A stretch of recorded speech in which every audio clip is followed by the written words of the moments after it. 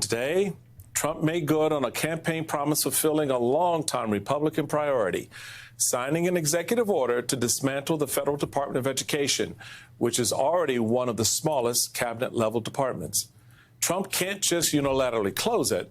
That would require an act of Congress. But there are things the administration could do to stop the department from functioning.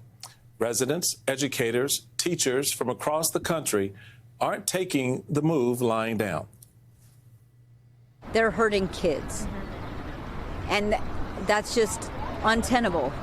We can't be hurting our kids. Basic education is enriches our communities, and it's hard to imagine a world without that. I think what we do today has now. It's hard to imagine a world without that, without basic education.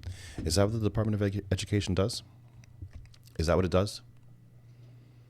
It provides basic education?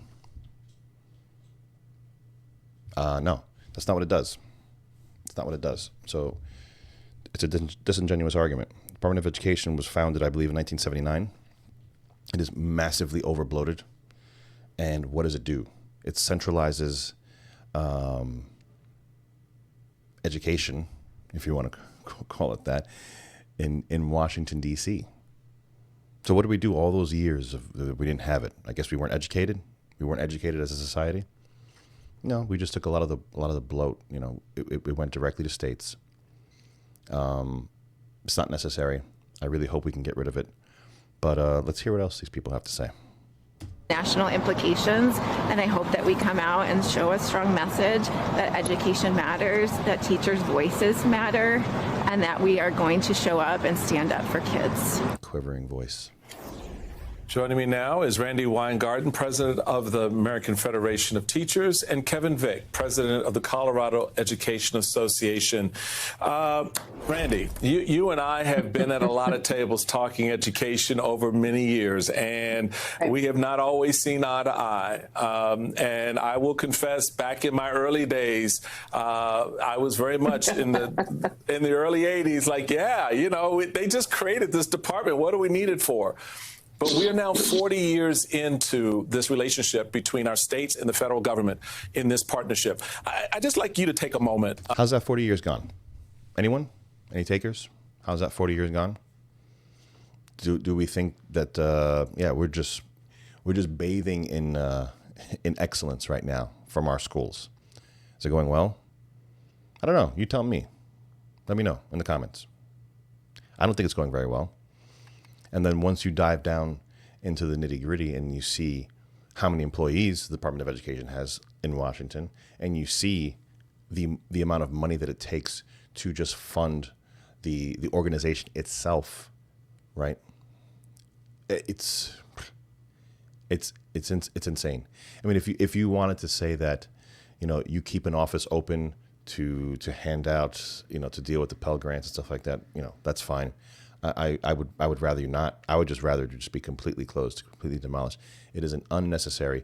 It is not the job of the federal government to have anything to do with education.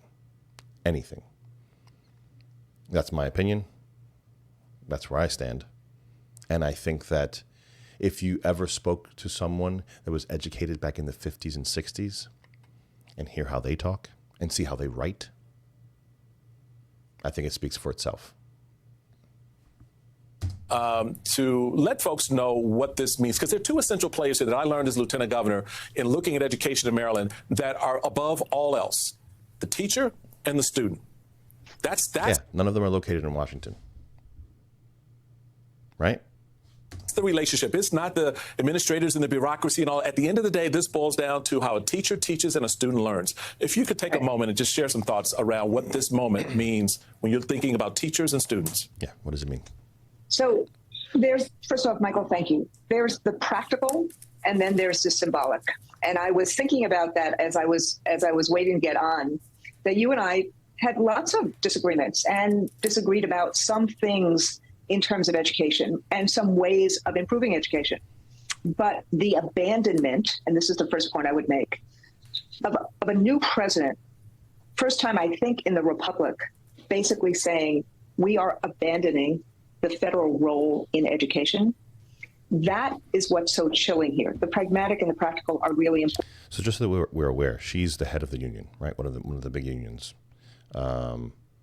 So, you know, why would she care so much about the Department of Education and it being dismantled or going or whatever?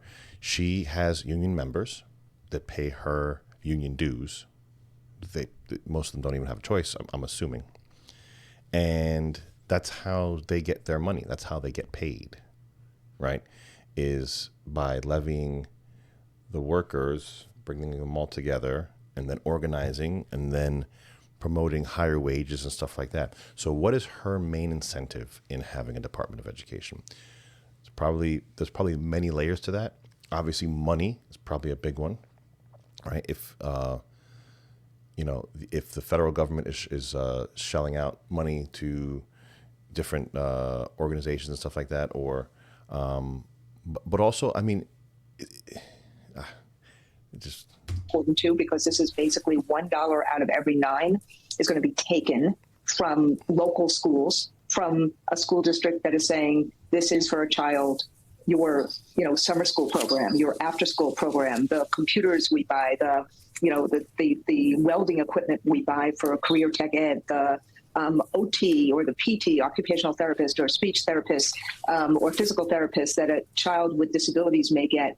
This money, $100 billion, it's real money that goes directly to kids and that supports what teachers and paraprofessionals do. What is she talking about? We're cutting the workforce. We're cutting people in Washington. I don't think anybody in Washington is driving to Tennessee to provide occupational therapy for somebody. In classrooms for kids. That's part of the reason why virtually every teacher, as Kevin will tell you, every teacher knows about this. But the symbolic one is what knifes America, which is that a new president, first time Republican or Democratic in the modern age, since World War II, since the GI Bill was passed, saying, I am abandoning, I am pulling back the federal role. And so it's not just the education department here, mm-hmm. It's also the assault on libraries. It's also the assault on universities. Who goes to a library? Any of you guys? No? I've lived in major cities. I've lived in rural counties. My rural county now has a stellar library that we pay way too much for. Yeah, I'm not buying it. Universities. It's also basically taking away what universities do in terms of research to find the cure of cancer. It is an assault on knowledge. It is an assault on what our kids need: curiosity, innovation, confidence in the future. That's what's so stunning about this. And the last thing I'll say is schools are controlled, as you know, as Lieutenant Governor, schools are controlled by state education committees and by local school boards. So this has nothing to do with that. This has to do with taking away the opportunity that the federal role has provided to lift kids who were left behind. Literally said absolutely nothing. I don't understand anything of what that woman just said. She didn't provide me not one point of anything that I can say. Now that I've heard her rant, now I understand this. It's unbelievable. Kevin, you have been on the front line today with teachers and students and concerned citizens. Let's hope this guy can tell me something that I didn't know. There in Colorado and organizing, I wouldn't even say so much a protest, but a reminder of the importance of education. I want you to listen to some students who were here at the Department of Education today in Washington and what they had to say. Let's hear. I'm here today with students outside the Department of Education because Trump and his billionaire friends are trying to take away our public schools so that they can continue to line their own profits. They're trying to take away our public schools. And here's the thing, right? Like, the only thing that woman, the previous woman, said was that it has nothing to do with the education. You know, the states still run the educational system, but then you put this on there and whatever, man. It's just... I am terrified. And I think it just goes to show that Trump is serious about hurting working people and young people for his own power and profit. His profit. I mean, here, look. She's a young girl. She doesn't understand. That's fine. these three here, I really am interested to see what they say about what she just said, because I'm pretty sure they're going to lean right into it. So he's cutting, he's cutting a government program to profit and to have more power. Kevin, talk about that aspect of what this young lady referenced, and that is the pain that will come from these, from what's happening now with the department, and how that plays out for students K through 12 in colleges and universities around the country who are, right in that sweet spot in that relationship between the federal government, right, which is sort of the safety net support, providing programs that really help the poorest in communities, help those who are educationally disadvantaged to find a leg and support what the system, as Ms. Weingarten noted, that is being controlled by the states. Well, first of all, I appreciate you having me on tonight. It's a big honor. And I think the young lady said it really well, that there is just such a level of uncertainty right now, such a level of anxiety, and really such a level of stress that is playing out across education, the entire education landscape. And so what our particular situation was today was, on top of the federal uncertainty, our state budget situation is such that we're looking at potential cuts in education again, on top of another 15 years of cuts that we have been suffering. All right, so you've been suffering 15 years of cuts, and that had nothing to do with the Department of Education.